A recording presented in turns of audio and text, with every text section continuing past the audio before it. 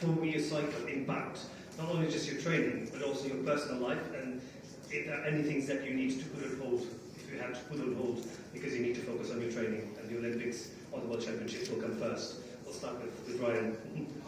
Yeah, I mean, it's been quite a stretch with all the way back to 2020 with the Olympics being postponed, so it's been, even longer than 4 years with majors. And so it's this year we'll be doing my honeymoon. My wife and I skipped our honeymoon this past year, and so we're working on scheduling that after the end of this season. It's a little bit tough because she's a medical resident, she's a doctor, so my career kind of revolves around hers a little bit. We moved to Nashville this past year for her residency, so it'll be nice to get honeymoon finally after a little over almost a year. Hope you enjoyed it. Well observed. Okay. The question is that how does the Olympic cycle, like the 4-year cycle, impact on your performance, on your training, but also on your personal life? If there's anything that you are putting on hold because you are focusing on your training, on your career as an athlete?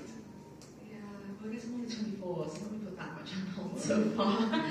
But I think the world of track does tend to work in 4-year cycles. I think athletes should see some people change their setup or try new things and this and that. But it's been a busy last 5 years, 6 years, global championships every year, which has been tough. So I'm just kind of used to that. But I think it's fun. I'm really looking forward to LA. I think it's going to be really exciting. So we'll move. Nadia?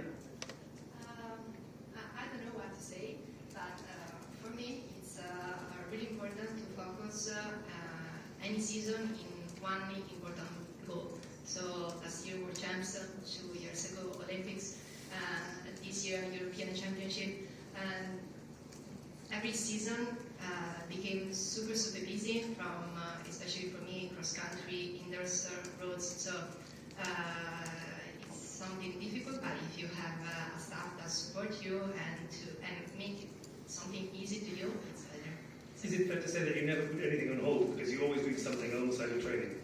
Excuse me, what? Is it fair to say that you never put anything on hold because you're always doing something else alongside your training? Yeah. Leo, same question for you. For me, I think just living day by day without thinking much about, now in this case, LA. And of course, I'm still upset and got fire inside from what happened in Paris, but still, it's very important living step by step, trying to be better every day. And that's it. I mean, shot put is one thing, but then we are also human, so it's important to live our life, but just try to be better 1% every day. And just to finish, also a question. A question for everyone, and I'll start with you, Ryan. Most outrageous ambition for 2026 on and off the track, or in your case, on and off the circle? Oh, that's a tough one. I mean, for me, it's still the focus is on 2028, even in 2026. The second half of my career at this point, and so the timeline or horizon stretches out a little bit farther, and so focusing still on that. So that's where a lot of my ambitions are. I would say off the track, I've got the biggest portion of it, like ambitions with you're done with the move to Nashville, setting up a new training center and doing a lot of the construction work to build myself. Setting up a 5,000 square foot training center and having multiple, I think we've got 4 Olympians training there. As well as another Olympic gold medalist for Progesterone that I coach. So that feels like the big hurdle that I've gotten over in the first half of 2026. So now it's a little easier taking off the construction and hard hat and just being an athlete. And what about the World Shot Put Series? How do you see it grow? Yeah, so World Shot Put Series, we already have one successful event in Drake here in Des Moines with Drake Relays. We have another big one coming up here July 10th in Memphis, so that's an exciting one for me because we'll be on Beale Street in the bar district in Memphis, and so the big thing with World Shot Put Series is it brings the sport to people that wouldn't conventionally see track and field events, and what we struggle with as a sport is conveying how good we are at what we do. You watch the World Champs, to the average spectator, they see first place at the World Champ being good and number 8 in the world as being bad.